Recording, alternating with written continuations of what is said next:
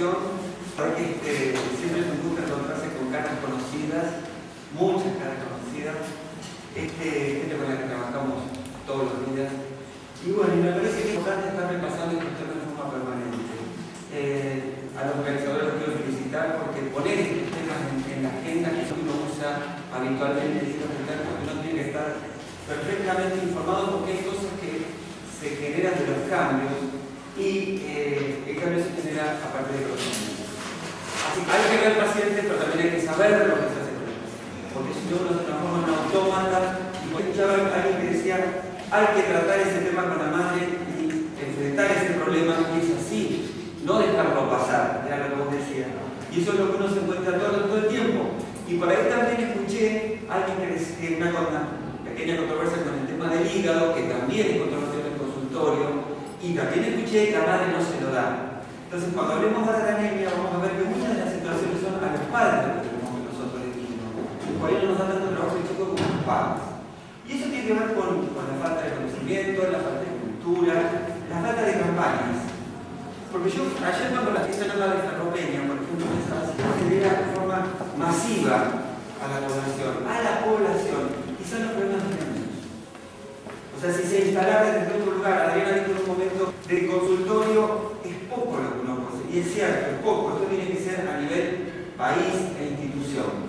O sea, es interesante por ahí porque uno no tiene uno no tiene los instrumentos para instalarlo a nivel social. Pero es una idea que debería aprender si alguna vez tiene el poder y la posibilidad, quizás instalar, para que no se nos generen solos. Bueno, y la charla se divide en dos partes. La primera es aproximación al diagnóstico de las enfermedades oncohematológicas, es una breve introducción, y después vamos a hablar con más detenimiento en algo mucho más prevalente que es la anemia ferropénica. Que sea algo de prevalencia es la anemia ferropénica. Entonces, ¿cuándo sospechamos nosotros una enfermedad oncohematológica? En realidad es complicado a veces hacer un diagnóstico de enfermedad oncohematológica y lleva tiempo.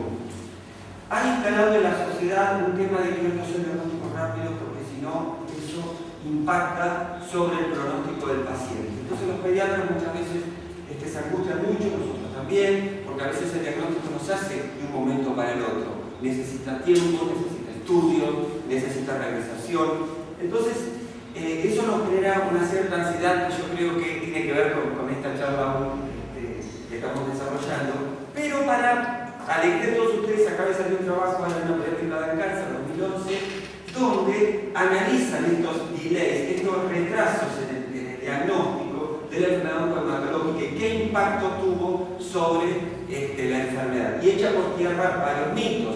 Por ejemplo, en el leucemia mieloide, donde no encuentran que aquellos que tardaron más de un mes en el diagnóstico versus los que se hicieron 3-4 días haya impactado el pronóstico. O sea, eso es algo nuevo y nos hace repensar cosas que veníamos diciendo nosotros antes que con respecto a la rapidez del diagnóstico. Bueno, y charlando un poquito primero de la leucemia pediátrica, leucemia linfoblástica pediátrica es la estrella de todo esto, porque es la más frecuente como vamos a ver ahora. No sé si tenemos la leucemia pediátrica, el concepto nuclear es que nosotros la leucemia aguda la definimos como un arresto y una expansión clonal en células normales de hematopoiesis normal. O sea, ¿qué es lo que sucede? En un determinado momento del desarrollo de los linfocitos y los mielocitos se frenan, se frenan. Entonces comienzan a expandirse clonalmente estas células y se produce un arresto de la diferenciación. En pediatría, las leucemias agudas más comunes son la linfoblástica lejos, 75%. En segundo lugar, leucemia mieloide aguda y entre las dos se llaman el 95%. Hay estas que son muy raras y leucemias crónicas mucho más raras todavía, mielomonocítica juvenil y mieloide crónica fipositiva. Estas son más de la duda. Entonces, en cuanto a la incidencia y la etiología, por supuesto, sabemos que 3 a 4 casos se ven de leucemias agudas por cada 100.000 niños blancos. ¿Por qué pongo blanco? Porque esto, por supuesto, está sacado de estadísticas serias. Las estadísticas en nuestro país, por supuesto, no son serias en ninguno de los aspectos, ni en anemia, ni en el INDEC, ni en ningún lado, porque es un subregistro. Entonces, al haber un subregistro y no reportar todos los datos, los números que estamos sacando son absolutamente falaces. Entonces hay que sacar de lugares más o menos serios. Entonces, en los Estados Unidos hay de 1.500 a 3.000 casos por año. Es un problema importante de salud pública. Y leucemia mieloide, fíjense ustedes, 500 casos. O sea, también 500 casos para el país, con los más de 250 millones de habitantes. Y las leucemias agudas linfoblásticas corresponden al 25 al 30% de todos los cánceres pediátricos. Pico de incidencia va a ser de 2 a 5 años de edad. Como ves así. Bueno, para la leucemia mieloide aguda tenemos algunos factores. No todas las leucemias mieloides agudas andan mal, como ese concepto que todos tenemos. Hay algunas, que saben hace relativamente poco tiempo, con ciertas alteraciones citogenéticas, fracción 821, 1616, 1617, que tienen un buen pronóstico, que pueden llegar a un 60 a 70% de sobrevivir a los linfomas. El favor se los dejo, si quieren no lo anoten. En cuanto a linfomas, los más frecuentes es el linfoma de Hodgkin. El linfoma de Hodgkin a veces este tipo de tarda en diagnosticarse, porque va y viene, por ejemplo, un ganglio que aparece, pero es mucho más legal, no ha llegado a nada. Pero ¿qué pasa? El padre lo lleva al pediatra, el paciente tiene un ganglio, después desaparece, después aparece de nuevo, desaparece, lo que se llama como la marea, que va y viene. Juan Samuel, que es parte de la patología. Capaz que justo el pediatra se lo enganchó y no tenía una adenomegalia, y el padre dijo, ¿cómo se yo lo llevo? Todas esas historias que se generan, pero es por la enfermedad, no porque nosotros no tengamos las habilidades diagnósticas, sino que a veces sucede así, va y viene, que a veces son unilaterales, es indolente, no le duele, es un tumor nada más, y lo que uno no tiene que hacer pensar en la patología o en la etiología maligna es la localización, que a veces son bajos supraclaviculares o infraclaviculares. O sea, ese lugar no lo tiene que hacer sospechar y pensar si es un cáncer de alto riesgo, y ese quizás merezca una leucemia mieloide. Sin todo el compromiso mediastinal que no siempre lo tiene, no siempre el paciente viene con el cartelito con todo el diagnóstico armado, lo tenemos que nosotros tenemos que armar las piezas. Y la sobrevida libre de evento es muy buena, 90%. Estos chicos se curan. Bueno, leucemias. Esta es la clasificación nueva para la leucemia linfoblástica de progenie B, por suerte es el 80%, la LA común, la más común, por eso más común, 80%. Después hay otros estigmas que son menos frecuentes. La leucemia T, linfoblástica T, 15 a 20% esta no es un pronóstico. Y la leucemia B madura, la leucemia de Burkitt, que es de 1 a 2% de frecuencia.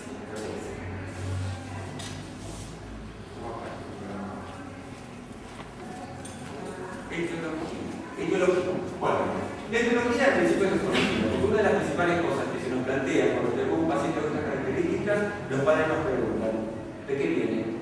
Yo vivo abajo de un campo eléctrico, de la luz. El otro yo vivo cerca de la destilería. En realidad no se sabe. Sí se ha asociado, o sea, se ha visto que algunos pacientes en campos con radiación ionizante tienen una mayor porcentaje de desarrollo de leucemia. Por ejemplo, cuando uno lee la biografía vieja de los 80, donde existían, ustedes ni saben de eso, existían los televisores blanco y negro, una de las cosas que se asociaba era con los campos electromagnéticos de la televisión blanco y negro. Pero después a eso se le contestaba diciendo ¿qué chico en los 60 no veía televisión blanco y negro? O sea, ¿qué peso tiene eso en el desarrollo de la leucemia? Sí, algunos agentes aquilantes, por ejemplo la ciclofosfamida, el hidropósito, aquellos pacientes curados de cáncer de mama, por ejemplo, que se ve que con el tiempo pueden desarrollar un segundo tumor, la ciclofosfamida en los entornos nefróticos, entonces se está viendo, por ejemplo, el linfoma de Hodgkin de estos pacientes. Algunos factores genéticos, gemelos idénticos, tienen un riesgo, o sea, en general, de 20% de desarrollar leucemia si el hermano la tuvo. Hermanos 4 veces más el riesgo hemos tenido, y acá en Ensenada 2 hermanitos con leucemia. Alteraciones cromosómicas, por ejemplo, en el síndrome de Down, síndrome de Bloom, anemia de Fanconi, frecuente, o neurofibromatosis. Donde acá lo que existe es los cromosomas, el ADN se rompe y los mecanismos de reparación en estos síndromes genéticos no están bien desarrollados. Por eso, entre la ruptura no puede regenerar nuevo ADN y desarrollar leucemia. La teoría, por supuesto. En cuanto a las características clínicas, fíjense ustedes que hay síntomas absolutamente inespecíficos de la enfermedad oncohematológica. Fiebre, 60%. ¿Qué chico pediátrico no tiene fiebre? O sea, eso a mí demasiado no me ayuda. Y algunos ni siquiera tienen fiebre. Laxitud, o sea, decaimiento, pacientes que buscan la cama, a veces lo tienen, sorprende con hemoglobinas de 5, de 6, con chicos saltando y hablando como un loco. Por ahí la abuela se dio cuenta que estaba pálido, porque no está acostumbrado a verlo. O sea que la palidez tampoco por ahí es un dato muy importante, no todos lo tienen, ese 40%. Y después vamos a tener que buscar efectos dependientes de la infiltración de la médula ósea, ya lo sabemos, efectos dependientes de la infiltración del sistema ganglionar y del vaso, y efectos dependientes de la invasión extramedular. Entonces, en cuanto a los efectos de la ecoinvasión de la médula ósea, la anemia es una de las cosas más importantes que vemos. Pero ¿qué sucede?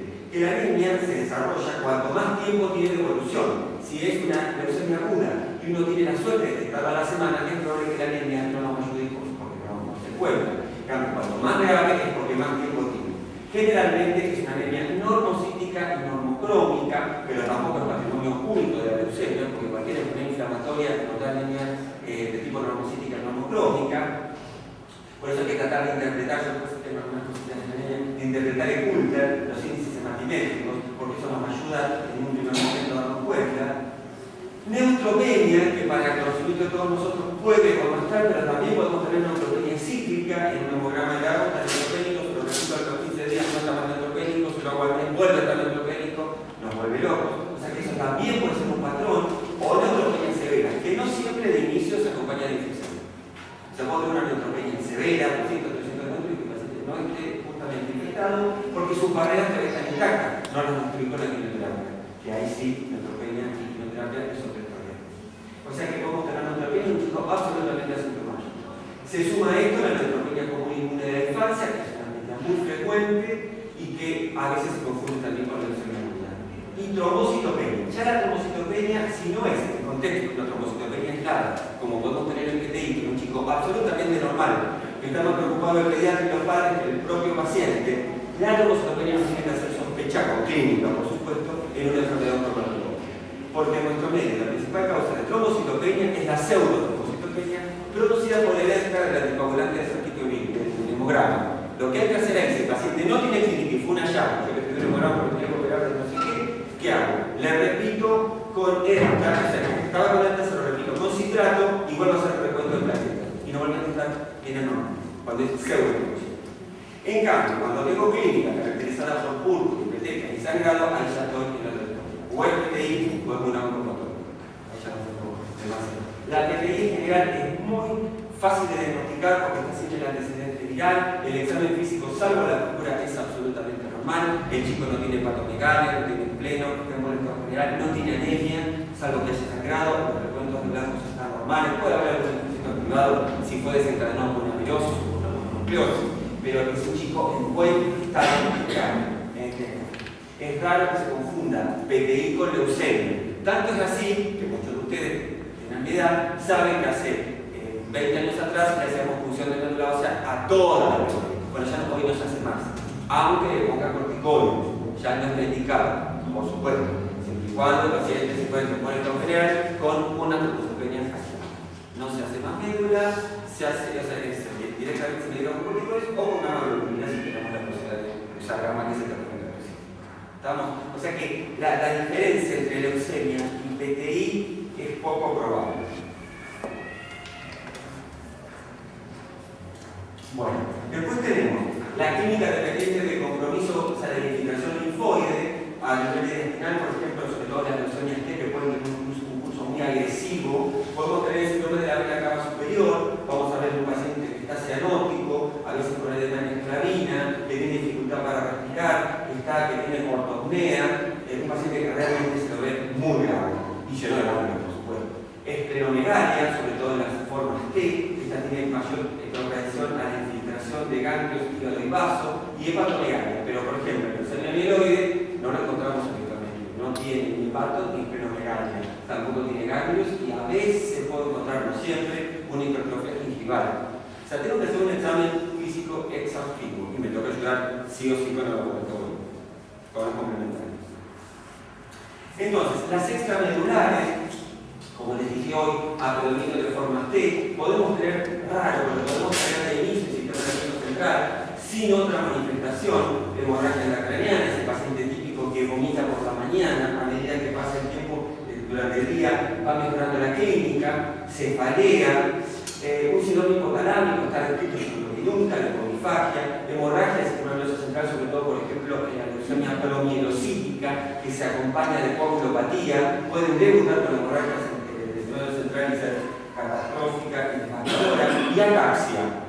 Hemos visto con los chicos con ataxia y con compromiso del sistema nervioso central. Si uno le hace el fondo de ojo, va a encontrar una edema de papila, a veces hemorragia llaman y a veces infiltrados. Testículo único indoloro, esto se ve más que nada en la recaída, es raro de inicio, pero puede haber una masa testicular única. Ojo, porque se están viendo seminomas también en los niños ahora. Se está produciendo un aumento en la cantidad de lesiones mieloides a lo largo del tiempo. Antes estábamos en 3-5% por año, se está viendo el 5 o 6%, no sabe bien por qué. O sea que con el tiempo en las sociedades industrializadas nos tenemos que informar bien de esto porque la frecuencia cada vez es mayor. Compromiso ovárico en las formas prematuras, a veces con compromiso renal, hemorragia gastrointestinal de inicio, raro, pero puede verse. Y acá tenemos el gran mito y el gran problema que es el componente articular óseo. En este momento hay como una cosa, lo hablábamos con mi esposa, con la María, de Motel Power, a la mañana, porque es como que justamente esto lo diagnosticamos entre los 2 o 3 grupos. ¿Qué pasa? Hay como una especie de miedo con el lupus, porque los reumatólogos no se animan a tratarlo si no lo hacen la médula antes. Entonces, es como, lo hablamos, no está tampoco bien. Está bien, yo entiendo que puede haber habido algún problema en el pasado de un diagnóstico diferencial entre lupus y leucemia. O sea, que se hayan tratado por lupus pacientes que eran leucemia. Pero ¿a qué llegó eso? Acá ahora nos piden en todos los pacientes con lupus, que cantado lupus, con todos los criterios, hacer médula. Eso tampoco está. Porque nos pasamos de un lado a otro. Yo creo que hay que poner en perspectiva. Porque imagínense un paciente con lupus, se sabe que es un lupus, hacer además una médula. Es un tratamiento agresivo, no es libre de riesgo y que o sea, acá uno tiene que trabajar con la evidencia, no tienen todos los criterios, no tienen por qué empezar. Distinto es si hay algo que a mí me hace sospechar una lesión oculta, pero es muy raro una lesión oculta con gran compromiso óseo o articular. En cambio, si yo tengo un dolor óseo importante, multicéntrico, el chico no puede caminar, sobre todo con la leucemia que es muy importante, lesiones osteolíticas dolorosas, bandas radiolúcidas metafisarias que las encuentro por ahí, pero en un contexto, por supuesto, clínico, o formación del hueso superiórico, ahí puedo pensar que se trata de una lesión, pero con componente óseo, sin observación hematológica ni clínica exclusiva, es poco frecuente. O sea, pongamos las cosas en perspectiva. Tenemos un tema para hacerle de la zona. Diagnóstico entonces de nuevo, por hemograma y por fusión aspiración del nervio. Aunque la duda, ponemos la boca. Ahí no. Bueno, y esto es lo que se ve. Células mononucleares, una variación linfoblástica, y esto es una féresis, uno de los tantos. Todo esto es leucemia. Lo blanco, lo chiquito acá, en el hematocrito, estos son rojos. Y esto acá es plasma. Pero todo esto es lo que se acoge a una féresis. Bueno, hasta acá, bueno. Después seguimos con la segunda parte. ¿Preguntas de esta parte? Yo te quería hacer una pregunta, Sergio. Al de un hermano, o paciente tiene un hermano legal, Sí. ¿cuándo se hace el primer control? ¿Al hermano? ¿Tiene seguimiento al hermano? Qué buena pregunta. Yo te debería contestar lo que hacemos guitarreando. Y te tendría que decir lo que te explico. Lo que te explico no dice nada. No hay nada. Porque tampoco, si uno lo piensa, no sé la población de pacientes que uno maneja, pero llevar esa preocupación a la familia es dramático. Ya viene preocupada. Ya viene, porque tenemos un chico que ya probablemente haya fallecido por leucemia o no, que haga cosas de la forma. Entonces, lo que se hace si uno es como pediatra es el control clínico y luego evaluarlo. Por esto que decimos, si el paciente desarrolla una trauma, o sea, no generar por ahí, esto te lo digo desde lo que hacemos todos los días, un problema donde no existe, no medicalizarlo al paciente, pero estar atento. Ahí va a pasar un poco por nuestra astucia, ¿no es cierto? Uno tiene que tener cierta, no puede vomitarle todo al paciente sin elaborarlo, tiene que tratar de ir filtrando para protegerlo un poco. Entonces me parece a mí que el seguimiento clínico que uno hace lo va bien, porque es muy no, salvo que tengamos algo de esos genético, algo. Y eso finalmente lo maneja muy bien el pediatra. Entonces puede ser que el pediatra es el mejor médico clínico que existe. No se le niega de adulto, el pediatra siempre es porque es el que mejor hace lo diagnóstico y más se preocupa. Así que es raro que se le pase. Yo nos marcamos de esa manera. Bueno, abordar que ahora, no sé, ¿dónde preguntan esto? ¿Está claro? Bueno, veamos algo que es muy frecuente, que lo vemos todos los días y que yo noto, como decíamos hoy, que está viendo como una complicación en el tratamiento de la simple anemia ferropénica. Yo lo tengo durante muchos años en la zona de clínicas, muchos años, porque con hierro, mañana con flor, zoom hacia los hematoides hemoglobina. Y levantaba, enseguida levantaba. No levanta, entonces empieza a reconocer. Una de las cosas es esa, lo vamos a tratar, pero no es única y exclusiva. Pero por ahí dijeron también algo de los padres. Yo creo que está ahí. A mí me ha tocado en privado, ¿no? Que me viene con la mucama, con la abuela, con la tía, con no sé quién. Entonces, ¿dónde está la madre acá? Está dibujada. Está bien, que trabaja, termina. Otras médicas, por ejemplo, que a veces me llamaban por teléfono, han traído con la mucama y me llaman por teléfono. A ver. O sea, se están viendo formas distintas de atención, o mail, mensajito, bueno, que no teníamos antes. Y en la zona de Quilmes, pobre, los quilmeños, yo veía toda la zona, no de buen medio, de malo para abajo, pero sabía plantar en la ferropénica. Uno ponía el hierro y levantaba. Yo noto como que cuesta más. Entonces, bueno, estaremos nosotros dando cuenta qué está pasando. Una de las cosas más difíciles es que los padres nos digan la verdad. Porque creen que los padres mienten y dicen que se lo dan. Como es algo preventivo, no es una enfermedad, no hay por qué dárselo. Encima tiene diarrea o sí. Yo creo que pasa por ahí. Lo que pasa es que cómo probamos nosotros que mienten. Salimos siempre desde la idea que no nos están mintiendo. Entonces que hay algo en el chico o en el currículum o en la aplicación de esta forma farmacéutica que nos venden valija de laboratorio. Pero no por acá. ¿Qué más? ¿Pero qué más?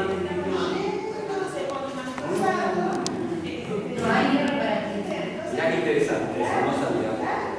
Bueno, te voy a echar ese vino porque arranquero acá. La verdad que todos me lo dicen. La vez pasada, esta misma charla la de la facultad más simple, ¿no? Y cuando termino, se levanta un muchacho que es nutricionista, cuando tenía me dice, doctor, por fin escucho a alguien que esté de acuerdo con lo que yo pienso, porque parezco marciano cuando digo todos estos conceptos que se saltan. No es lo que te he escrito, no es que yo lo inventé, no lo he escrito. Hay que leerlo. Bueno, entonces, habiendo hecho esa aclaración, vamos a charlar un poquito. Los objetivos de esta charla son hoy. Reconocer los factores de riesgo, que ya estamos agregando otros, la madre y el padre, implementar medidas preventivas en lo posible e identificar nuestra población vulnerable. Eso es el objetivo de esta charla. Entonces, para nosotros definimos anemia, primero, definición, ¿la tiene o no la tiene? Que es una disminución de hemoglobina y hematocrito por debajo de los 2 desvíos estándar para la edad. Yo les voy a mostrar esas cifras normales ahora. Pero además, un concepto nuevo que aparece en la bibliografía, por debajo del percentilo 5. O sea que en la bibliografía moderna van a encontrar valores para el percentilo 5 con curvas, lo cual estadísticamente es mejor que hablar de los 2 desvíos estándar. Clasificación se basa entonces en el índice matimétrico y en el frotis periférico, que cualquier laboratorio lo puede hacer. No necesitamos de bla bla bla, de Coulter o de Censin. Cualquier contador electrónico que esté calibrado, que funcione, nos puede hacer el diagnóstico perfectamente de anemia ferropénica. Otro mito es ese. Entonces, acá tienen ustedes los límites inferiores. Yo esta mitad permanentemente la chequeo. Porque fíjense ustedes todas las variables, ya la memoria no me da para tanto, todas las variables de acuerdo a la edad para hemoglobina, hematocritos rojos e índices. Fíjense ustedes así que el recién nacido, vamos, de 13,5 de completar, ¿no? 13,5 de hemoglobina a 16,5, como normal. Entonces, por definición, una hemoglobina por debajo de 13 es anemia. ¿A quién se lo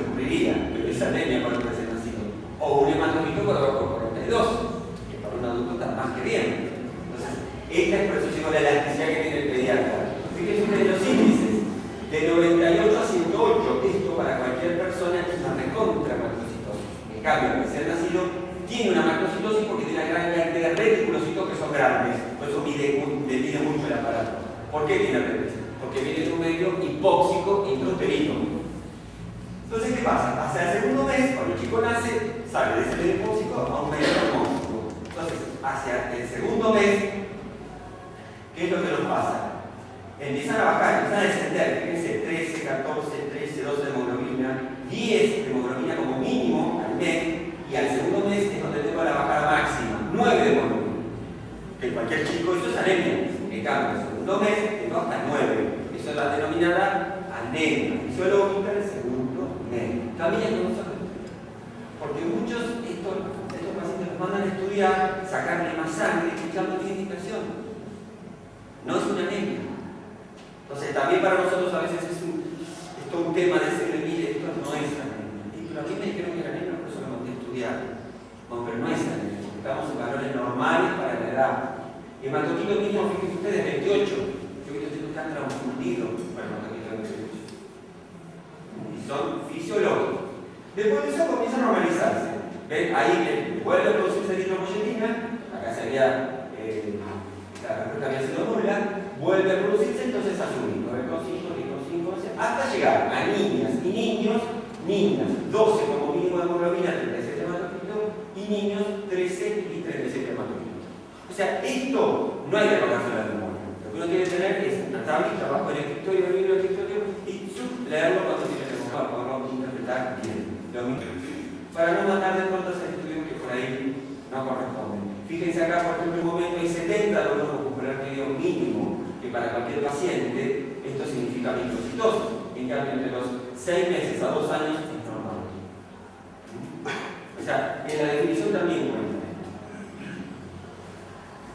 Y acá es lo que hacemos todos los días, en el trabajo común, cuando yo me encuentro un paciente con una problemática. Tengo los sistemas genéticos, no sé si se lee bien, SM, puedo tener microcítico, macrocítico y normocítico. Cuando tengo normocítico es como que esto irrita un poquito porque no sabemos bien. Puede ser una cosa tan simple, porque no se ve, como pérdida sanguínea, por ejemplo, o infección, o una enfermedad de colágeno, o hasta una leucemia.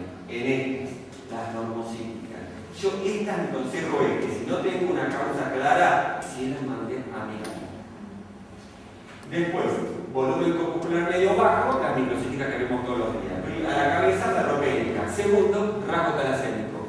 Recontra frecuencia en nuestro medio. Impresionante. Yo no sé cómo no se cruzan más y salen talasémicos mayores. Porque todos son sistemáticos. ¿Quién se aviva? El pediatra. Siempre. Cuando el pediatra manda al paciente pensando que talasemia realmente es talasemia y entramos a estudiar, no estaban el padre, no sabía, la madre no sabía, la abuela no sabía, todo. Tenemos uno, que no puedo decir el nombre por razones obvias, que anda en los afiches de la ciudad ahora con las elecciones, que le pescamos a él, en un apellido italiano, 13. Es radical, 13. Jamás no lo digo. 13. Desde chiquitín, que se avivó el pediatra para arriba. Todos, hermano, tío, abuelo, todos eran talasémicos. Nunca nadie, ningún adulto le había hecho. A las hermanas en los embarazos tampoco. Y tenían. O sea, cuando pasan por obstetricia es complicado la cosa. Nada. Invierno, fólico, se ven los ojos. Así que son ustedes, los pediatras, que se tienen que ayudar. Y los que siempre sacan las cosas del fuego. Entonces, microcítico, normocítico. Bien. Y esto es lo que se ve en un frontis. Este es el glóbulo rojo, chiquitito, ¿ven? Microcítico con letra chica. Y acá lo ven clarito, pobrecito, sin hemoglobina. La hemoglobina es lo que le da color, se lee, le da color rojo. Este es clarito. Ya son plaquetas. Así es como se ve. Hipocromía y microcitosis. Bueno, esto en los Estados Unidos contaban que se la papa frita, de que se toman el jugo bajo y lo de la leche, todo eso es cierto, eso es peor. Pero aquellos lo que tienen es plata y menos corrupción. La inteligencia yo creo que es igual o menos que la nuestra, porque si lo insertamos en este no sé qué harían, se suicidan supongo. Pero, ¿qué dijeron? Bueno, bacanudo, yo quiero saber qué pasa acá con la ferropenia en nuestro medio, porque sabemos que la carne es carne, la comen comida basura, Entonces, ¿qué dijeron? Bueno, se juntó la Academia de Pediatría con el CDC a ver, primero definir el problema, si el problema existía. Entonces hicieron un gran estudio que se llama NANES 4, lo deben haber leído por ahí en nutrición. Hay una página de NANES 4 que está espectacular, en internet están todas estas cifras, es un estudio nutricional. Entonces detectaron que la ferropenia sin anemia, esto es un concepto nuevo, ferropenia sola, todavía no tenían en los chicos, estaba detectada en el 50% de los niños menores de 5. Hicieron, por supuesto, estudios para ferropenia, con ferritina, sin anemia, no nos memogramos, ¿no? Hierro de depósito. Y después descompusieron estos datos y vieron que había un pico a los 5 o 8 años, otro en las preadolescentes cuando comienzan con las medicaciones a perder gran cantidad de sangre, y por último, gran problema grave, adolescentes embarazadas que cada vez las estamos viendo. Estos chicos están a la deriva porque el padre no la polilla, ellos son chicos que se pueden autocuidar, el sistema no se sabe definir, el adulto y el chico es un problema muy serio. Bueno, además del punto de vista de la anemia, también es otro grupo de riesgo muy importante. Entonces, este estudio NANES, que quiere decir National Health and Nutrition Evaluation Study, NANES 4, abajo 4, es del CDC, detectaron estas cifras que les cuento. ¿Y qué es lo interesante del estudio? Que dijeron, bueno, macanudo, si yo tengo estos grupos de riesgo, niños pequeños, adolescentes, mujeres adultas, toca hacer algo en esa población. Entonces, el objetivo, hacer un proyecto cuyo objetivo fue reducir la ferropenia a un 50 que veníamos, a un 3 al 4% para el 2010. Lo lograron. ¿Cómo lo lograron? Suplementaron alimentos. ¿Qué alimentos? Los que se consumen allá, cereales, con gran cantidad de sulfato. O sea, es interesante. Acá no tenemos ninguna política, porque ni siquiera sabemos acá no tenemos nada. Pero si sabes, lo que hacemos, lo que estamos en el escritorio, sabemos que esto es recontra prevalente, pero en población no. No sé si alguno leyó lo del diario El Día, que yo tendría que haber mandado una carta hace cosa de un mes, donde dice que habían bajado, no se sabe por qué, un estudio donde dijeron, ¿lo leíste? ¿Sí? ¿Qué te pareció? Sí, no recuerdo bien todo ahí, pero bueno, por decirte, pero que habían bajado los índices, ¿no? Que decía solo. Lo interesantísimo, ¿sabes? Lo bajaron sin ninguna estrategia. Ninguna estrategia. No, maravilloso. No hicieron nada y bajaron los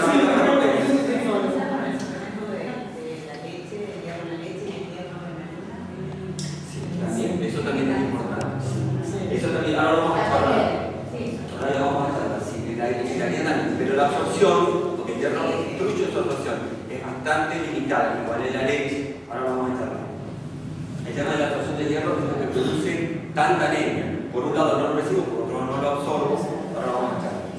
Pero bueno, ellos suplementando los alimentos, sobre todo los cereales, lograron un mejor nivel, una disminución de la ferropenia sin anemia, porque ellos no tenían gran cantidad de anemia, sino la detectaron antes. Entonces, para nosotros sabemos que existen dos picos de riesgo: lactancia tardía, o sea, durante el primer año, al final del primer año, e infancia temprana. Este es el grupo para nosotros de mayor riesgo. ¿Por qué? Porque los chicos ahí triplican su peso con el que nacieron, más si son prematuros, y hay agotamiento del hierro gestacional. La madre le entrega todo el hierro que tiene a su propio hierro, aunque esté recontra ferropénica, al niño. Esto sucede con este hierro que te entrega hasta los 6 meses, estamos bien. Salvo que la madre tenga ferropenia extrema.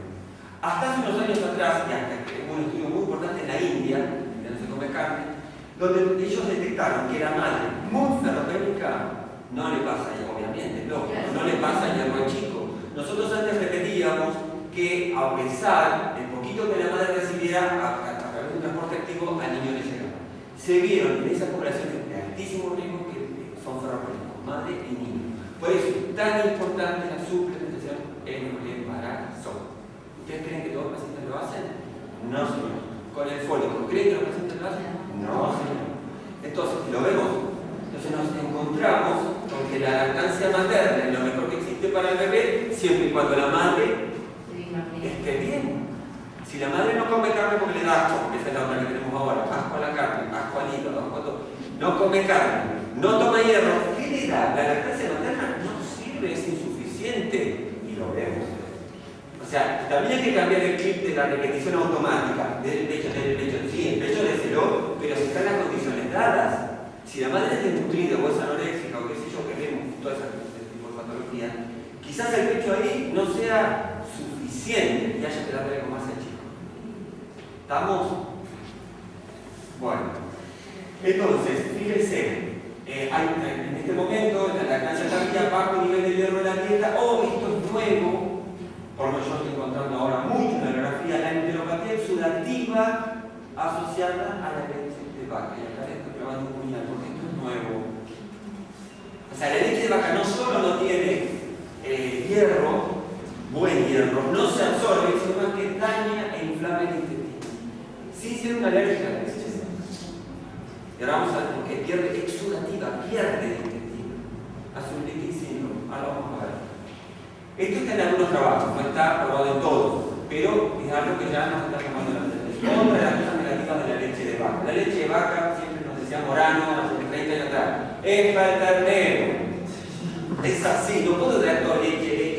Claro que en estas cosas modernas de los padres que ven los countries y qué sé yo, imagínense en un country hacer un churrasco, ahí hacer olor a la cama, la leche es más fácil. Y ahora que me dan el pack, el tetrabric chiquitito, más lindo, no tengo que ensuciar, lo saco de ahí, temperatura ambiente, porque está la vida.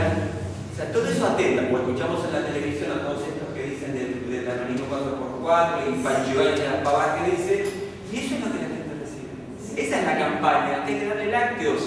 Lácteos, entre paréntesis, el doctor Mercados, no sé si sabían, lo echaron de Garrahan por el tema de que yo a mis hijos les doy el anónimo 4x4. ¿Se acuerdan de esa cosa? Lo echaron. Lo echaron. Por eso, porque eso es una cosa que atenta contra la salud pública, y dicho inmediatamente tiene Garrahan. Sí.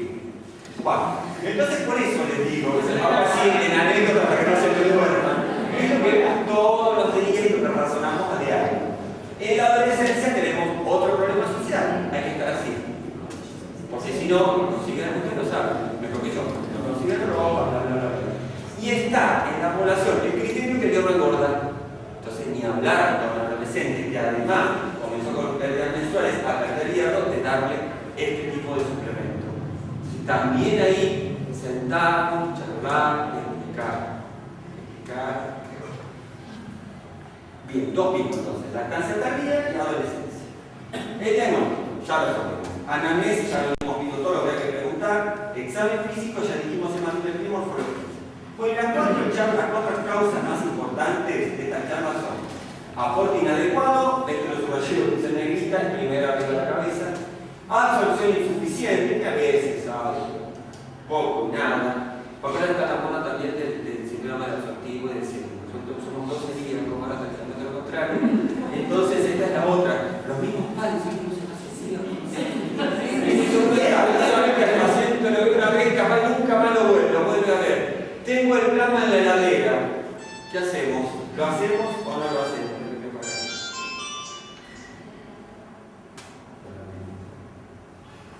Bueno, entonces son todas situaciones que tenemos que estar atentos. Absorción insuficiente, pérdida de sangre y otras causas. Pero la que va a la cabeza es el aporte inadecuado. Entonces, aporte insuficiente. De nuevo, la lactancia materna está perfecta, 6 meses. Ahí no hay problema si la madre está bien alimentada y no media como un factor. Pero recuerden que el hierro de la leche de madre, que si bien trae menos en proporción que de leche de vaca, se absorbe más. Entonces, para que eso lo tengo contrario. Fíjense que la cantidad de hierro desciende a 0,3 miligramos por litro, poquitito, después del quinto mes de lactación. Y es así. Por eso decimos 6 meses, porque lo que le doy después es muy poquito de hierro, después del quinto mes. Entonces, el uso de leche de vaca en el primer año, fíjense ustedes, trae 0,75, nada. La incorporación muy temprana de sólidos, fórmulas bajas en hierro, esto es importante. Entonces, ingestión frecuente de té, que además tiene bichos. ¿Sabían que el té tiene bichos? En algunos estudios está prohibido, porque no llega a matar los hongos y las bacterias que ya trae, es polvo. Entonces, cuando uno le echa agua caliente, no llega, si no está en hervor, uno echa el saquito con el saquito agua caliente. No mata los bichos. Ojo con eso. Entonces, y además tiene tanatos, interfiere en la absorción. Estoy tirando varios mitos por tierra, me parece. Baja ingestión de vitamina C. La vitamina C lo que yo te diga que pase a ferroso, entonces se absorbe mejor.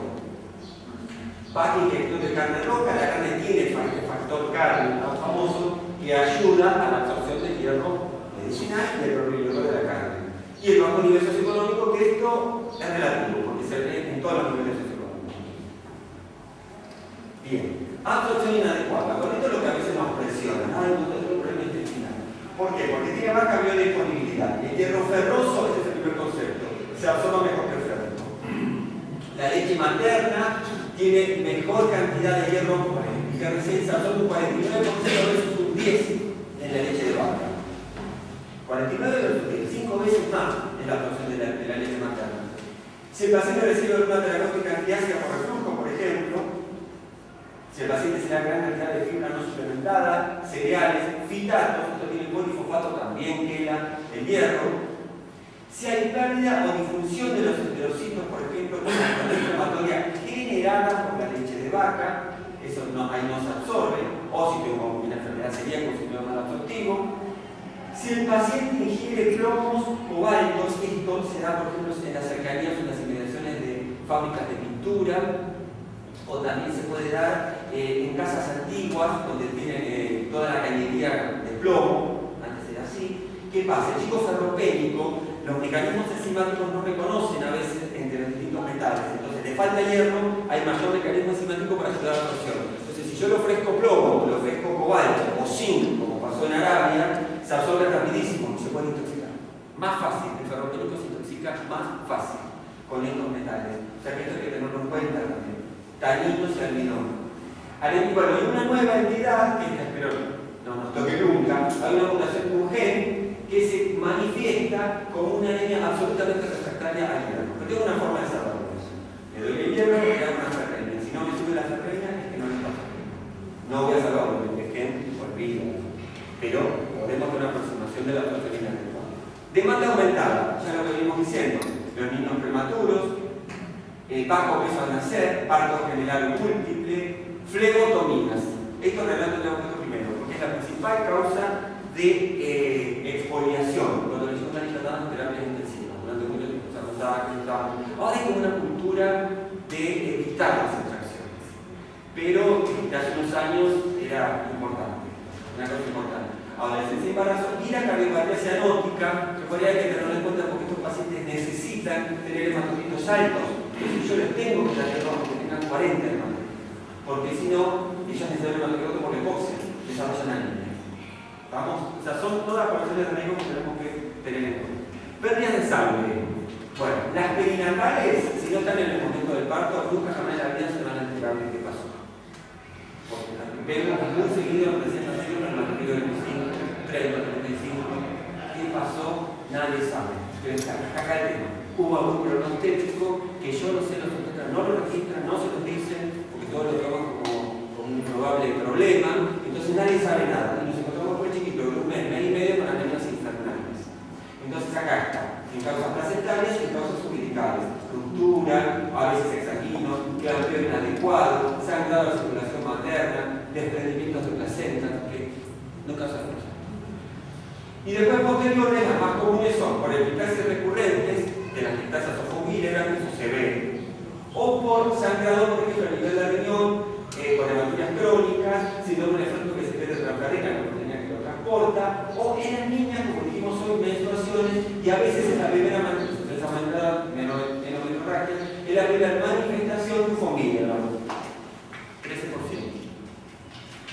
Gastrointestinal, sangrado gastrointestinal, estas son mucho menos frecuentes, hernias, úlceras, varices esofágicas, Becker, vimos dos.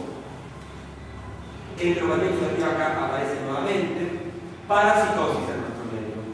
Mecanoamericanos y los estos tres parásitos se acompañan de anemia cerebral.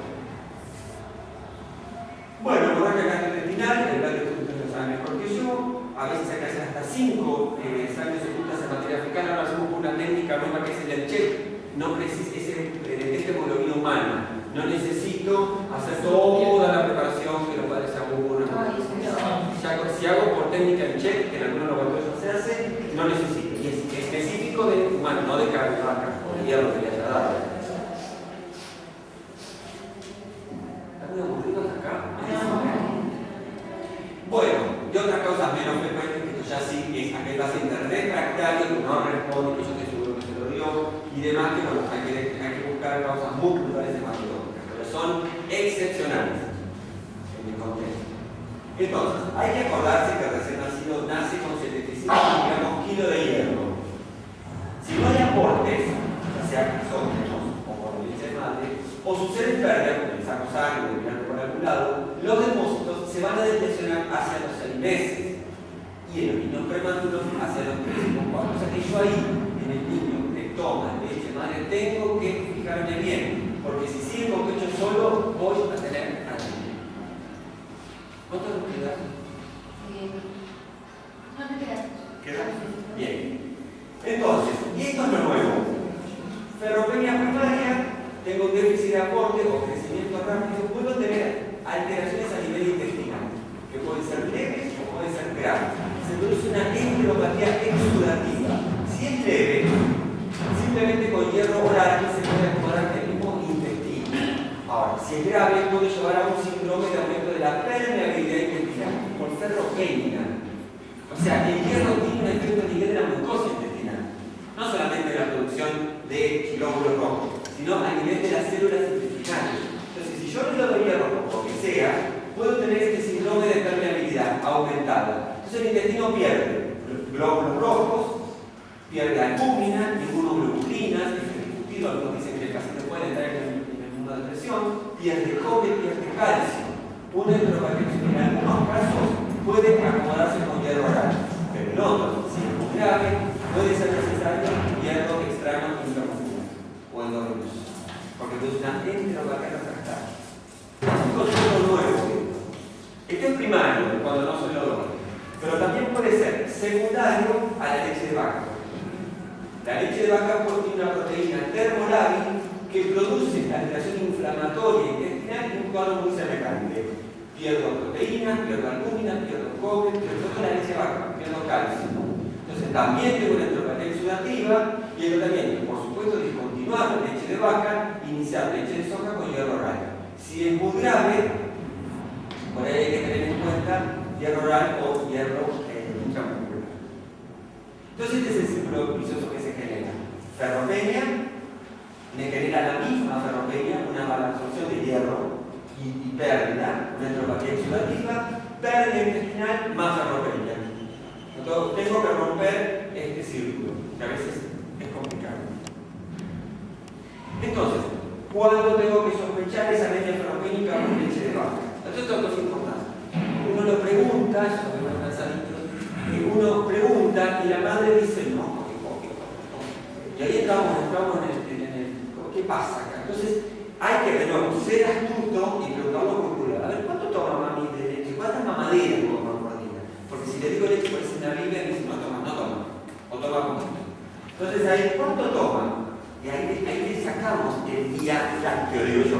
¿Cuántos lácteos toma? Entonces resulta que toma a la mañana una mamadera de 250, a media mañana el danonino, antes de comer el yogur, después de comer otro yogur, otro botecito.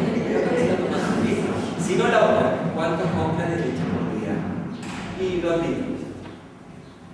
Porque yo sé que con más de 500 mililitros de leche de vaca en todas las formas lácteas, voy a tener anemia ferropénica. Pero tengo que preguntar, lleva tiempo esto, A veces queda una hora tratando de esto. Bien, entonces, sabemos que esa anemia ferropénica se va a corregir con la cesación, pero tengo que cesar con la leche de vaca o limitarla lo máximo que se pueda. Porque estos pacientes, si sigo con la leche, por más hierro que le dé, tengo una respuesta subóptima. Una vez que se desarrolló la anemia, es muy difícil corregirla. Entonces, ¿por qué? Porque tiene baja biodisponibilidad, ese hierro de la leche de vaca no se absorbe, porque reemplaza, y esto es uno de los problemas más importantes, reemplaza el alimento rico en hierro, la carne. Si le doy leche de vaca por la otra, sí come, pero deja que comerse como una mamaderita. ¿Y dónde mete? ¿Cuánto comió? Porque si puede ingerir 250 en una mamadera, ¿qué comió? Nada. Yo les hago una receta, esta receta la tenés que patentar. Es un churraquito, antes decía como un cassette, ahora digo como un control remoto. Esa cassette. Y antes magazine decía. No sé, los más viejos sabrán lo que es un magazine. ¿Te acordás de eso? Yo ni lo digo. Bueno, como un control remoto o un celular. Entonces le digo, un churraquito que no tiene que ser el lomo ni nada, ni mucho menos, una carnecita que no tenga grasa, bien desgrasado, vuelta, pero no crudo. Como nuestras carnes, los inoculos de Escherichia coli solamente lo conoce Dios. Entonces acá no se estudia, todo es trucho, así que no. Vuelta y vuelta, no crudo, no tampoco suela, no recontracocido. En la mitad, cuando sale el juguito marrón, y hecho en la plancha o en una olla de hierro, porque eso ayuda también. Si el nene todavía no está en condiciones de tragar por la cuestión neurológica, los dineros y demás, se lo ponemos en una multiprocesadora con un cachito de zapallo, calabaza o papa, porque la papa tiene vitamina C, y eso ayuda, no mucha, ayuda también.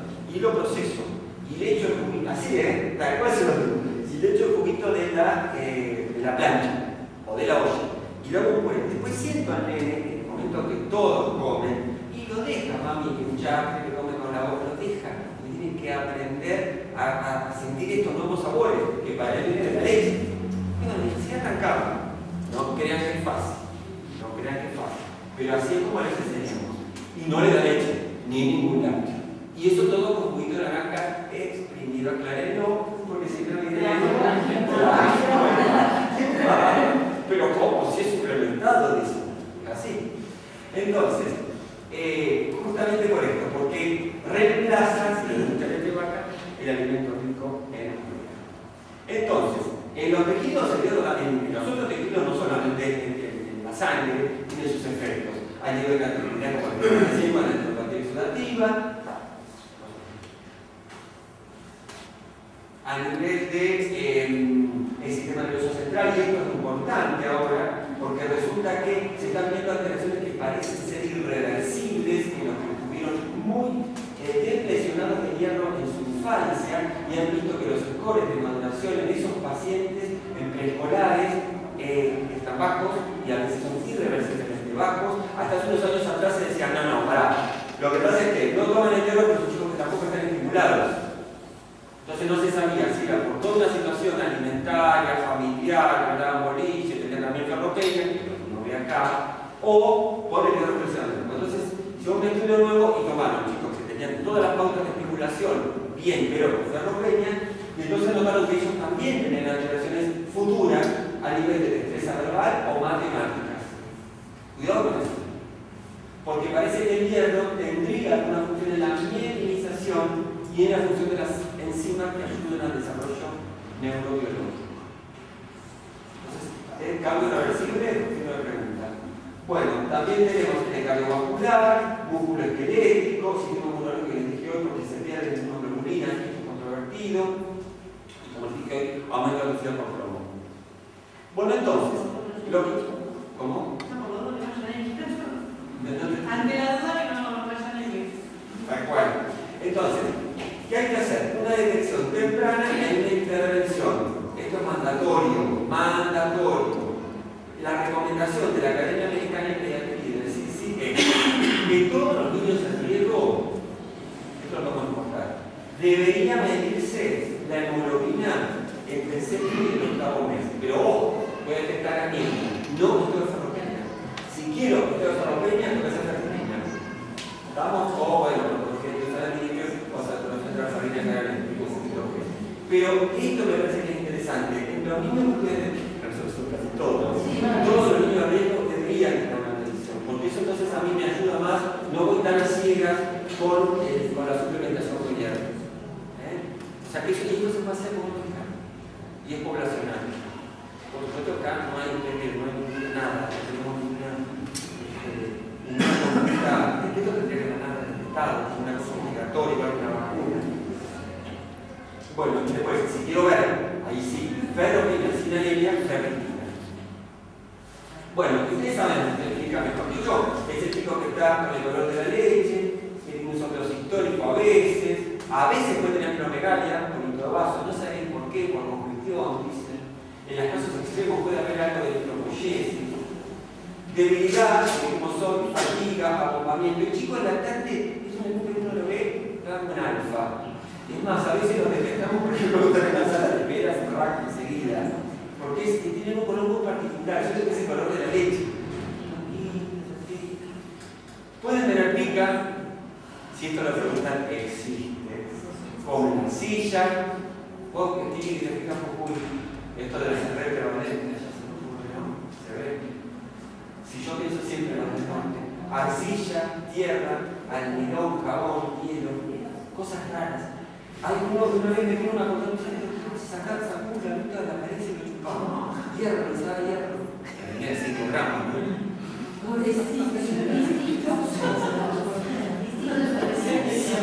Muy interesante ese paso. No sé si alguno de ustedes me lo mandó ese chico. Una hemoglobina de 4 o 5. Fue la semana pasada, la anterior, no hace nada, creo. Y ese chico era interesante porque la mamá había sangrado en el parto. No recibió hierro en ningún momento, volvió a sangrar después y le da pecho. Ella estaba muy ferropénica y el chico con 400 hemoglobina. Sabía mucho factor de riesgo. Pica. Y efecto también la pica parece que se asocia con la ferropenia a nivel del sistema nervioso central por algún mecanismo que le da esa necesidad de comer cosas sólidas. Bueno, fíjense un ejemplo interesante, no parece que bueno, yo pongo este ejemplo, pero fíjense, de 0 a 6 meses necesito poquito hierro porque es que me manda la mami por leche o por sangre en el embarazo, 0,27 miligramos por día. Fíjense, de los 7 meses al año. 11, mire cómo aumenta. De 0,27 al requerimiento se me va a 11, 10 veces más. Entonces ahí lo tengo que ayudar. Porque sé que tiene un requerimiento aumentado y no le va a llegar con la leche madre porque dijimos que aquí me va a cambiar. Lo tengo que ayudar ahí. 1 a 3 años puede bajar, 4 a 8 años es el otro pico de crecimiento, el tipo que era la otra población de riesgo, es lógico, tiene más requerimiento por eso de riesgo. Y vuelve a presentarse, que es en las mujeres, a 15 requerimientos, digamos día, 11 los varones por la mujer. Que no se me olviden del día. Entonces, fíjense acá, en la lactante normal, esto siempre preguntan, ¿cómo se calcula el requerimiento? En el lactante normal, 1 miligramo por kilo y por día hasta un máximo de 15, sabiendo que voy a obtener un 10%. El recién nacido de bajo peso, que perdió sangre, que ustedes ven, esto es una cuestión de criterio, o porque tiene anemia o alguna situación de riesgo, lo duplico a 2 miligramos como profilaxis. Después fíjense los alimentos, que interesante, porque todos siempre dijimos carne vaca, carne roja. Es cierto, la carne de pollo que es blanca no tiene hierro, por eso es blanca. El hierro es rojo, por eso el chico no tiene hierro, sino palma. Esto es lógica. Si lo pensás, es muy tonto el razonamiento. Entonces, ¿qué pasa ahí? Hay otras carnes que son, quizás nosotros no estamos muy acostumbrados, pero que también tienen hierro. Fíjense ustedes, por acá, un poco con lo que dicen las chicas. El cerdo, sin grasa, 6,6 miligramos de hierro por cada 30 gramos. Altísima cantidad. Tocino, obvio, no le vamos a dar tocino pero fíjense, también el chancho, 6,6. Hígado, 6,6. Es un suplemento excelente como fuente de hierro. Con respecto a lo grasoso, si uno lo cocina bien, en general no es un problema la grasa que tiene el hígado. Como para un churrasquito. La grasa que tiene el hígado, para un churrasquito, no le voy a dar 10 kilos de hígado. Pero acá el gran problema que tenemos es que, como muy bien dijeron, la madre no se lo da. Olvídate. Por ahí te dice, mejor es que lo digan. Cuando uno sale en la cara, listo, señor, no se lo da. Porque si el chico ve la cara de asco que le pone la madre,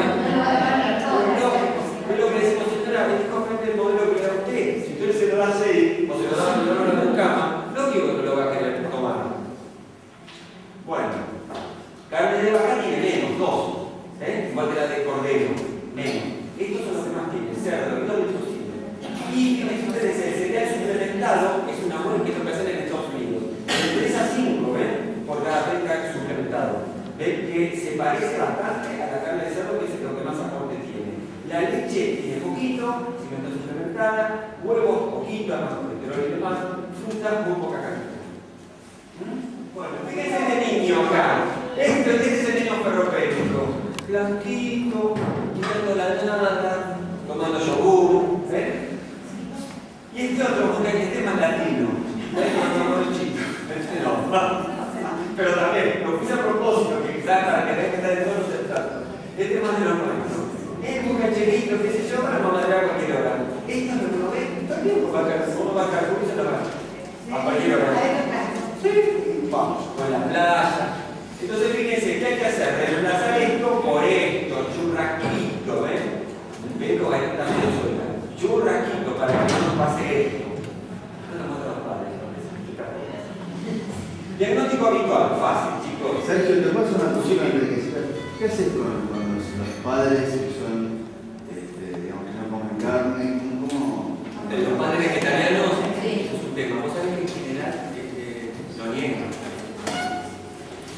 mí, por ahí al pediatra, se lo dice con más soltura, pero al hematólogo, ellos saben que eso es glucógeno y demás, a veces me lo niegan. Pero he tenido pacientes que lo que hago suplemento a todos mis años.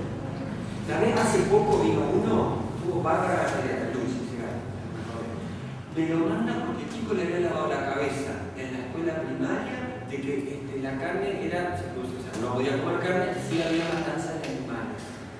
Entonces el nene, que era muy altruista, no quería comer nada que fuese con matanza de animales. No comía carne. Entonces, con mucho criterio, dice, este chico va a ser represionado de B12, de fólico, de todos. Bueno, y tenía una hematocítica raro. Bueno, después de charlar, volvió a comer carne, me costó 2 o 3 consultas. Y, por supuesto, le dimos todo, hierro, fólico y B12. El paciente vegetariano tiene que recibir eso. Sin duda. Por lo menos profiláctico. Sí, pero es un tema. O el ovo lácteo vegetariano. Ese es peor, la leche. Hay muchos que no son vegetarianos, pero como tienen aversión a la carne. Si no les gusta. Entonces comen pollo y pescado. No, yo pollo y pescado. Pollo. No comen la carne, no. Es cierto. Vos sabés que los teorías además no tienen carne, también es cara. No tiene carne roja. No tiene carne roja. Claro, le da para carne roja. Bueno, esas cosas las tenemos que detectar. Porque a veces les aseguro que son complicaciones graves. Entonces, y el diagnóstico, como usted lo sabe perfectamente, mejor que yo, se hace con una hemoglobina que generalmente, como dijimos hoy, mirando la tabla del principio, por debajo del segundo estándar, vamos a tener el SN, ¿cómo va a estar? Baja. La hemoglobina popular media, baja. Concentración popular, baja. Y edad de que se utiliza en cetosis, alto. Y es interesante, pues yo puedo hacer una tablita para darme cuenta si es una talasemia o, ahí nomás, con el hemograma, o una ferropenia. Divido volumen popular medio sobre la cantidad de glóbulos rojos y si esa cuentita me da menos de 13, es talasemia. ¿No es lindo? No es fácil. Si es más de 13, es ferropenia. El cambio de ferropenia da 16, 17, o sea, BCM sobre glóbulos rojos. Supónganse un BCM de 50, glóbulos rojos 5 millones, ¿cuánto da eso? 10, menos de 13, entonces ¿qué es? Talasemia. ¿Está? Muy fácil. Pasamos en el consultorio. Bueno, en el frente ya dijimos lo que se ve, cobromía, microorganismo, y que no está mal cuando uno lo sospecha, dado la implicancia, hacer directamente la prueba de la persona. Enchufa y Disculpa, yo vi en algunos artículos que hablaban de la hemoglobina eritrocitaria como...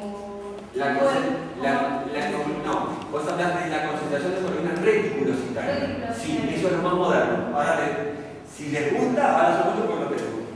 Sí. Muy bien, excelente. La primera esta charla ya la di 4 veces, nadie nunca me lo preguntó, son las primeras. Muy bien. Bueno, es lo que es leer. Uno con estas cosas se va retroalimentando, ¿viste? De los más jóvenes. Entonces, diagnóstico complementario. Fíjense, ferritina C complementario. No necesito hacerlo, salvo cuando me vuelven locos los padres que no sé, como dice Jimmy, que no sé si come carne, si no come carne, que ahí uno se empieza a enloquecer.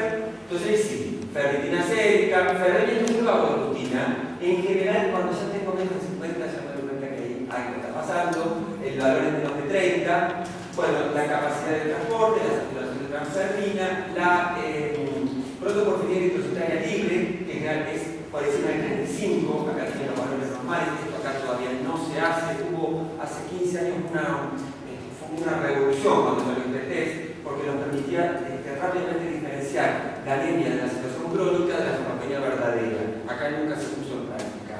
Igual tenemos que nombrarlo. Y el índice de receptores de transferrina, que por ahí la doctora si lo lee lo va a encontrar, eso también se hace con una cuentita, hay que medir los receptores de transferrina están aumentados en la sarcopenia. Y la concentración de hemoglobina reticulocitaria, acá está, que es de 27.5 picogramos. Generalmente la hemoglobina en el reticulocito está bajo y parece que es un marcador de muchísima sensibilidad y especificidad para la sarcopenia y muy fácil de hacer. Pero necesita un equipo especial que vale completamente todo. Olvidado. Pero bueno, está muy bueno el punto de vista teórico. Nosotros nos dejamos lo que sí se conoce. Sí, yo lo que había leído que decía que a la larga es como que era mucho más barato que revisar todo. Tal tal cual, y mirá qué bueno que decís eso, porque ahora me haces acordar un artículo que leí, podría reemplazar los estudios para estudios poblacionales. Vos, con esto solo, independientemente de hematocritohemoglobina, ya sabés si tenés que suplementar o no al paciente. ¿Por qué mide la ferreña? Te mide la cantidad de hemoglobina en el rete, en el inmaduro, que está saliendo. Es muy interesante. Y la reemplaza todo lo demás. Ferropeña. Claro, antes que se induce, antes que se produzca.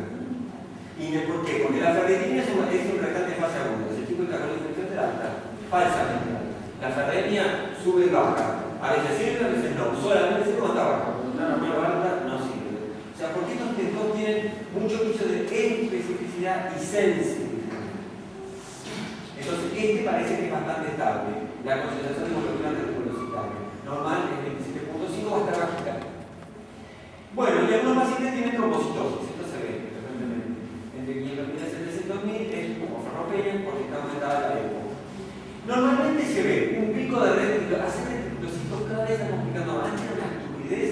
Uno ponía una cosita, ponía una cosa atrás y lo empujaba, traca, mandaba. Ahora los colorantes vienen malísimos y cuesta. Técnicamente es una pavada, pero el colorante comercial viene mal.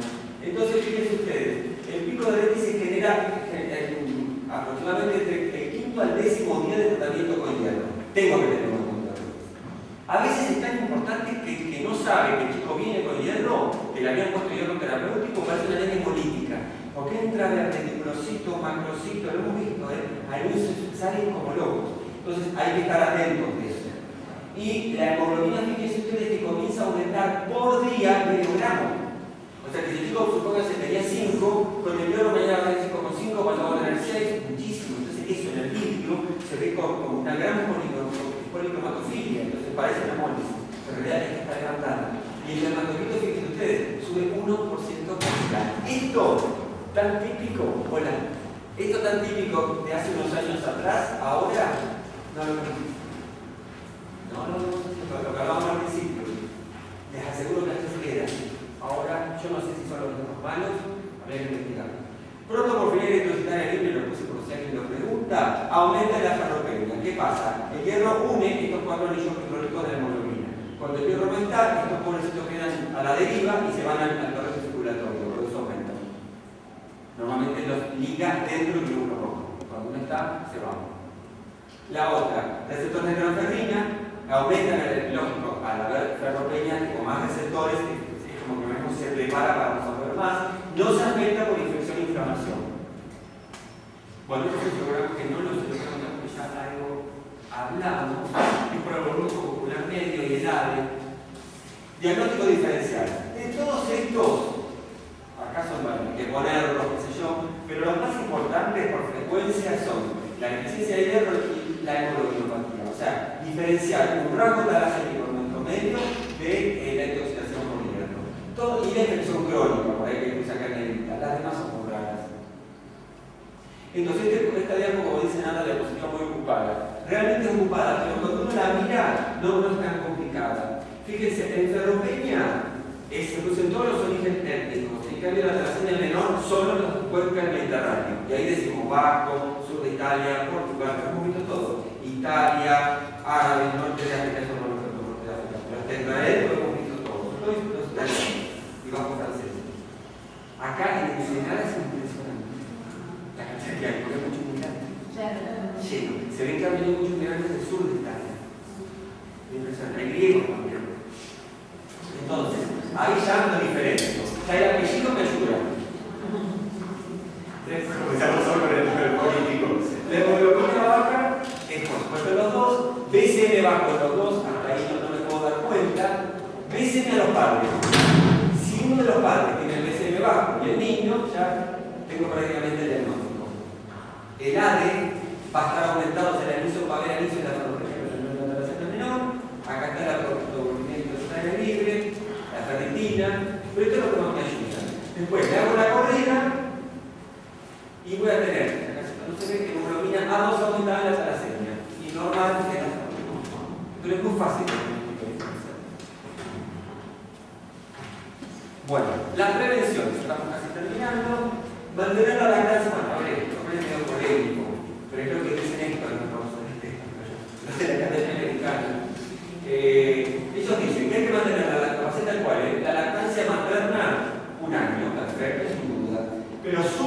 está siempre y cuando se suplemente con hierro a 1 por kilo, si se mantiene más de 6 meses. ¿Se come? La vamos a dejar. Chao. Sulfato. Ferroso. Forma ferrosa. Ofrecer fórmula enriquecida, por acá me preguntaba esta chica, la cantidad de leche de vaca tiene que tener más de 12 miligramos litros. Y ustedes esto a las madres les encanta, porque muchas de estas madres con la comida, con la carne, con la comida vegetariana. Entonces cuando vos le decís, vaya a fijarse las fórmulas, te aseguro que son peor que ya los colos para poder así van con la luz, porque esas fórmulas raras. Entonces, y se fijan y lo descubren, Y por ejemplo, una vez descubrí un día y me dice, pero la sal con bebé, la sal con bebé es leche cara, dice, porque la cantidad de hierro es bajísima. Me lo trajo hace unos años, después suelo, tenía 7. La madre me lo trajo para acá. De cara, porque al final le dicen así. A veces uno se sorprende con otras cosas. Pero hay que informar, capacitar, informar. Buscar, nuestra misión es buscar a los padres. Después, cuando evitar la leche de vaca, fíjense, evitar. Evitar significa no darla. A ver, ¿qué otra palabra tenemos para evitar? Evitar. No dar leche de vaca. Bueno, eso es un problema. Acá tanto como yo sé, esas cajas solidarias, que son leche de vaca. O sea, desde el Estado estamos dando lo que no corresponde. Y después nos damos el dinero que no corresponde, no corresponde. Claro. O sea, se hace cuenta de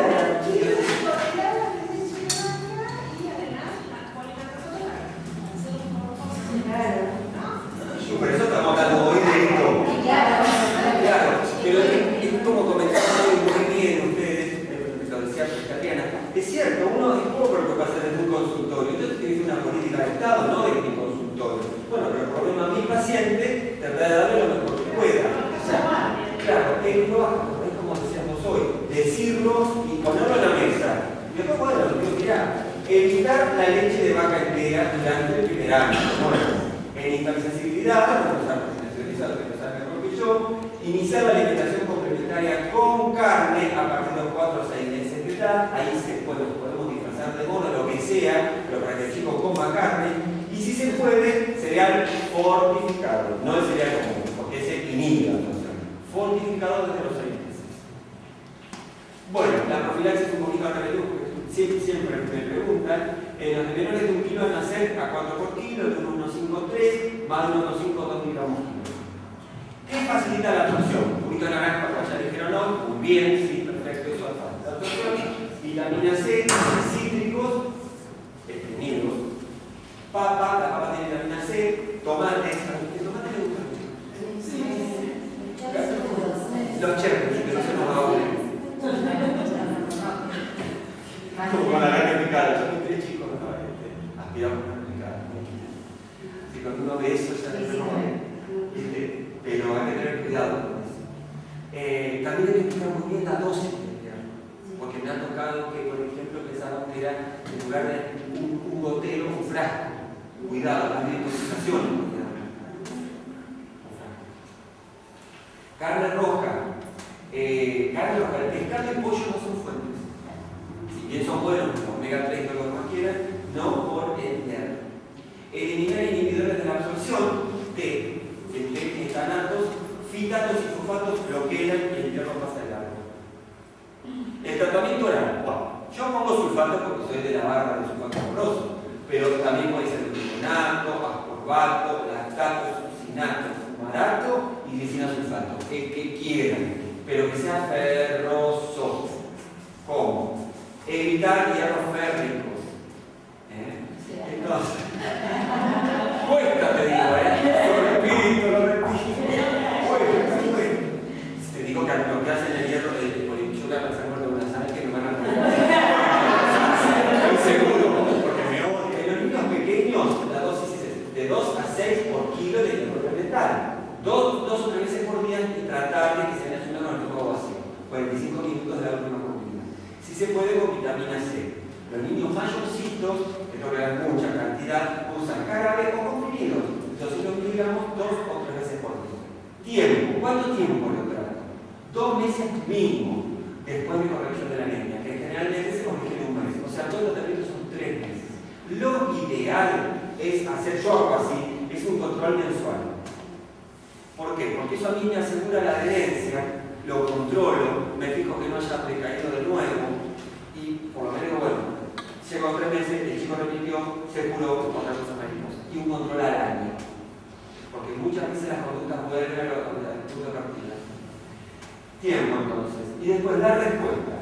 ¿Por qué lo controlo? Porque le mido los reticulocitos y mido lo que es la hemoglobina, que tiene que producirse. Porque si no, algo está pasando. Y acá está la pregunta acá de la doctora. Este es como un prospecto de un hierro polimaltosato. Me voy a poner cuál. ¿Qué dice acá? Yo no les digo que es más difícil, ¿viste? ¿Qué dice acá? Férrico. Férrico, ¿qué se lo dice acá? Es férrico. No se absorbe mal. Ese es el problema. Es riquísimo, pero se absorbe mal. Ahora, si ustedes quieren un mantenimiento de un chico que no tiene anemia o una profilaxis, podríamos obtenerla. Pero para tratamiento, cuando lo tengo que sacar rápidamente de esa situación, esto no se dice. Para mantenimiento, ¿saben cómo el hierro polimaltosato se le puede hacer en los años 76? Y era un hierro inicialmente para usar endovenoso. Siempre buscaron formas para el tema de la alergia al hierro y fue inicialmente para formas endovenoso. Pero es muy barato. Esa forma del 76 se informó. Y en forma oral, que no era lo que se había probado en los Estados Unidos. ¿Este llanero de cereza? Ah, sí, cereza, chocolate. Mira, ¿por qué no lo toman? Si es caro, mejor, porque las madres piensan que cuanto más caro, mejor. Claro. En algunos casos muy puntuales tenemos que hacer parenteral. Muy puntuales. Ahora hay nuevas formas que no producen alergia, con hierro de extrán, por ejemplo. En algunas indicaciones, por ejemplo, pobre tolerancia, acá sí se asusta, como yo lo pienso, si no lo toma o no come carne, le vamos a hacer endovenoso contramuscular. Ahí ya, porque se acuerdan con la historia de Jecta Fersi, bueno, apareció la gente, se lo recuerda, entonces cuando uno les plantea una vía parenteral, los chicos de enseguida se acomodan. Hemorragia crónica, ojo porque si las nenas, por ejemplo, con menorragia, yo no les freno la menorragia, muy difícil de provocar no puedo acomodar. Tengo que cerrar la canilla. Lo mismo sentido de las distancias sangrales. Diarreas agudas en regímenes pobres. Algunos hablan como una estrategia, porque es una sola dosis. Y yo digo, todo lo que necesita tratamiento. Por ejemplo, con diarrea, personas de endémica, de mucha pobreza, podría ser una buena política sanitaria, porque es una sola dosis y aseguro que se lo tiene. Pacientes de diálisis peritoneal, pues lo hacen. Y acá hay una fórmula de cómo hay que darlo. Bueno, endovenoso también, tenemos las formas nuevas, conato férrico, el férrico que no necesita absorción se puede endovenoso. Que es lo que pasa con el polimaltosato, el férrico porque era para forma endovenosa, porque va directo endovenoso. Ahí no necesito de absorción intestinal. Acá viene la gran confusión. Bueno, ojo que es un procedimiento, son más seguros que el Estado. Acá están las indicaciones y las contraindicaciones. Bueno, ¿qué pasa cuando no responde? ¿Qué es lo que nos pasamos todo el tiempo? ¿Por qué no responde? Porque no responde y ahí sí nos empezamos a volver locos. Porque todos aseguran que sí, acá dicen que sí, mienten, a veces mienten, pero uno se ve con problemas ahí. Primero más un punto de retorno, dificilísimo de probar. Yo lo que hago es mirarle los dientitos sin decir nada cuando lo reviso. Si los dientitos no tienen negro, probablemente no se lo han tomado. Porque se veía que no se lo han tomado. Y la otra, ¿cómo hace la caca? Preguntar así, no decir, ¿hace la caca negra? ¿Cómo hace la caca? Y eso podría ayudar a orientarnos un poco. Dosis inadecuada, otra cosa que vemos también bastante seguido, subdosis. Duración insuficiente, no es le di un frasco, no le di 3 meses, le dan un frasco, no aparece más. Pérdidas ocultas persistentes, ahí ya lo tengo que investigar, o enfermedades crónicas coexistentes. Hablamos ya de la inflamación producida por la sarcopenia o la inflamación producida por la leche de vaca en el intestinal, con el síndrome de pérdida, de aumento de la permeabilidad, por alguna enfermedad hepática o renal, o porque haya déficit de otras enzimas, de otras vitaminas, B12 o folio. Por ejemplo, en el malatónico. Error diagnóstico. Ojo que no sea una talasemia. No lo he visto. No he visto que ningún pediatra, se los aseguro, pediatra jamás a un chico seguido sin fortalecer. Siempre en algún momento de tratamiento lo mandó a descartar a la cena. O sea que eso habla muy bien de la fortaleza de los médicos. Siempre se acuerda. Y siempre la idea no llega a todos. Pero eso tiene como mucha alarma. Error de diagnóstico o un déficit de absorción. Seguía con yo mismo. Pero no, la tecnología nefropénica no era una de las cosas más importantes. ¿Cuándo se transfunde? Un tema, la transfusión, porque a veces no llegan estos chicos con 4 o 5 hemoglobinas. En realidad, la transfusión es discutido. Hay que transfundir, el chico es compensado. Lo que sí, lo que sugiero siempre es que se interne si tiene una hemoglobina muy bajita, porque yo no puedo asegurar que no se compensa de noche. Se interna, preparo la bolsita, esto es una cosa mía, como es algo, la verdad que no lo he visto en ningún lado, pero lo interno y me guardo una bolsa ya de preparo la sangre y la dejo ahí de la vena. Si hace falta, me compensa, lo transfundo, no lo dudo. Pero si no, trato de hacer un control clínico y ver y darle diagnóstico. Espero la respuesta reticulocytaria. Por supuesto que el sistema de salud sale mucho más caro, porque una transfusión vale 80 mangos y tenerlo internado 5 días sale mucho más caro. Pero ustedes saben que la mejor transfusión es la que no se da. Y si nos transfunden a nivel promédico es porque fracasó el tratamiento. Y a nadie le gusta fracasar. Entonces, hacemos así, es una adaptación, no está validada, no sé si sirve o no, yo no me animo mandarlo a la casa, la verdad no me animo por más compensado que esté, porque está muy bajito, porque si le llega a pasar algo me parece que no cae incendiado como un satélite. Si hay factores agravantes, por supuesto, ahí sí se tiene también insuficiencia cardíaca, cuidado, con una anemia, hay que hacer un examen parcial, o sea, isovolumétrico, saco volumen, pongo sedimento, saco volumen, pongo sedimento. Se va a hacer microtransfusiones seguidas, a 5 por kilo, en lugar de 10 por kilo. Doctor, y con qué Y con 4 días como de la cosita. Pero de nuevo, el valor lo tenés que contextualizar al paciente y a su medio social. No sirve un valor solo aislado. Las dos cosas tenés que ver. Che, estos libros que van a conseguir y todo.